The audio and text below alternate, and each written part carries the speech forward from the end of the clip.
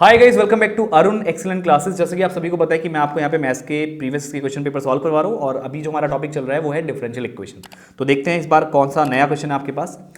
तो ये जो क्वेश्चन है ये भी आपसे 4 मार्क्स का पूछा हुआ है और ये 2020 के पेपर में पूछा है आपसे। आपको क्या निकालना है, इसका पर्टिकुलर सॉल्यूशन निकालना है। देखो, पर्टिकुलर सॉल्यूशन में आपको पता होना चाहिए कि आपका कोई भी आर्बिट्री कांस्टेंट नहीं होता, तो उसके लिए आपको क्या देते हैं, आपको वहां पे बाउंड्री कंडीशन दी जाती है। अच्छा, बाउंड्री कंडीशन का मतलब ये हो गया कि आप जब सॉल्व करेंगे तो आपको जो कांस्टेंट मिलेगा, क्योंकि जब भी हम इंटीग्रेट करते हैं तो हमको क्या मिलता है, कांस्टेंट नंबर मिलता है। तो उस कांस्टेंट की वैल्यू निकालने के लिए आपको कुछ बाउंड्री कंडीशन दी जाती है। जैसे यहाँ पे आपको y की वैल्यू π/4 दी है, कब, जब आप x की वैल्यू 1 रखेंगे। तो यहाँ पे आपको ये बाउंड्री कंडीशन दी है। तो आप करेंगे क्या, ध्यान दीजिए। x dy/dx है इज इक्वल टू में क्या है आपका y माइनस एक्स इंटू में 10y/x। तो देखो y/x आ रहा है, दिमाग में पहले एक चीज रख लो कि आपकी होमोजीनियस डिफरेंशियल इक्वेशन बनने वाली है। वरना मैं आपको तरीका बता चुका हूं चेक कैसे करते हैं। आपको कुछ नहीं करना है, जो भी आपकी डिफरेंशियल इक्वेशन है उसमें आप क्या करो, y को लैम्डा y पुट कर दो और x को लैम्डा x पुट कर दो। तो जब इसको सिंप्लीफाई करोगे तो आपको वापस से आपको क्या मिलेगी, आपको equation in terms of yx मिलेगी, लैम्डा आपका हट जाएगा। राइट, ये इसका तरीका है। लेकिन मैं आपको डायरेक्टली बता रहा हूं कि यहाँ पे जो y/x आपको 10 के अंदर मिल रहा है या फिर cos स्क्वायर के अंदर मिला था आपको इससे पहले वाले जब हमने क्वेश्चंस किए थे, तो यहाँ पे सीधा सीधा साइन है कि भैया आपका ये क्या है, होमोजेनियस डिफरेंशियल इक्वेशन है।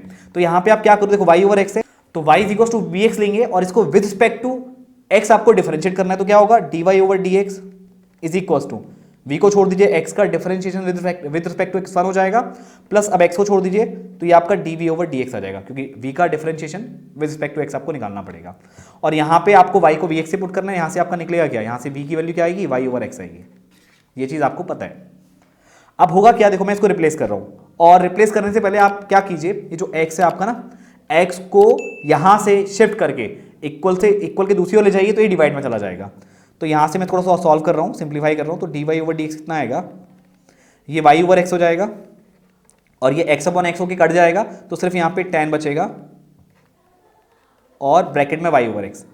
अब dy/dx क्या है आपका, v प्लस x dv/dx, इसको रिप्लेस कर दीजिए। राइट, अब देखो ये आपका tan v बना और इसको भी आप y/x को क्या लिख लो, v लिख लो। अब v से v कैंसिल हो गया तो आपको क्या मिल गया, x dv/dx is equal to minus का tan v। तो यहां पे आपका dv/tan v is equal to क्या हो गया, माइनस का dx/x।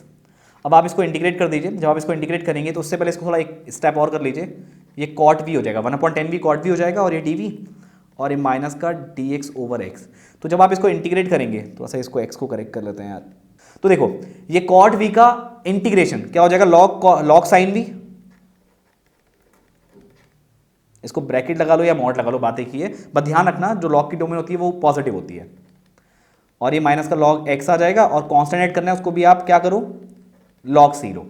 तो ये क्या हो जाएगा आपका log sin v और यहाँ पे log a minus log b वाला फंडा लगाओगे यानी फॉर्मूला लगाओगे तो log c/x हो जाएगा। अब इधर भी log में इधर भी log में, तो log की वैल्यूज को कंपेयर करोगे तो sin v कितना मिलेगा, c/x। थोड़ा आगे बढ़ते हैं, sin v is equal to c/x। अब आपको बाउंड्री कंडीशन दी है, वो क्या है देखो, y की वैल्यू π/4 आ रही है जब आप x की वैल्यू 1 रख रहे हैं, ये आपको यहां पे नोट करना है और ये बाउंड्री कंडीशन आपको यहां पे लगानी है। क्या बोला है भैया, y की वैल्यू π/4 आ रही है जब आपकी x की वैल्यू कितनी है, 1 है। तो यहां पे पहले v की जगह क्या लिख लो आप, y/x लिख दो, क्योंकि आपने y इज इक्वल टू क्या लिया है, vx लिया है, तो v की वैल्यू कितनी आएगी, y/x, जो मैं आपको ऑलरेडी बता चुका हूं। और ये आपका c/x। अब यहां पे आप बाउंड्री कंडीशन लगा दो तो ये आपका कितना आ जाएगा, π/4/1, तो π/4 ही रहेगा और ये c/1। तो sin π/4 की वैल्यू कितनी आएगी, 1/√2। तो c की वैल्यू कितनी आएगी, 1/√2। अब ये वैल्यू आपको कहां रखनी है, इस वाली इक्वेशन में, इसको 1 बोल दो। अब इसमें आप ये वैल्यू रख दोगे, आपका आंसर है। लेकिन यहां पे v को आपको क्या करना पड़ेगा, y/x लिखना पड़ेगा, sin phi/x, या आप इसमें रख सकते हो, ठीक है, कोई बात नहीं। बात एक ही है, इसको ना मान करके आप नीचे वाली को इक्वेशन 1 मान सकते हो और वहां पे उसकी वैल्यू रख सकते हो। तो ये कितना आ जाएगा, 1/√2 और यहाँ पे x भी है तो ये इंटू में 1/x भी, मतलब ये आपका 1/√2x आ जाएगा। राइट, या फिर इसको तो करना चाहो आप ऐसे भी कर सकते हो, x को इधर ले जाओ, x sin y/x is equals to 1/√2। I hope मेरी बात आपको समझ में आ गई होगी। तो ये आपका आंसर निकल चुका है, ये आपकी पर्टिकुलर सॉल्यूशन यहाँ पे आपको मिल चुका है। तो ये पर्टिकुलर सॉल्यूशन आपके पास है क्योंकि इसमें एक भी आर्बिट्री कांस्टेंट नहीं है, और आर्बिट्री कांस्टेंट मिलेगा भी नहीं क्योंकि आपको बाउंड्री कंडीशन दी है, उसकी हेल्प से आप क्या निकाल देंगे, यहाँ पे कांस्टेंट की वैल्यू निकाल देंगे। तो गाइज अगर आपको मैथ्स की ऑनलाइन ट्यूशन चाहिए तो आज ही डाउनलोड करें Arun maths G map from Google Play store. तो मैं मिलता हूँ आपसे नेक्स्ट वीडियो में। आज की वीडियो में इतना ही। Thank you.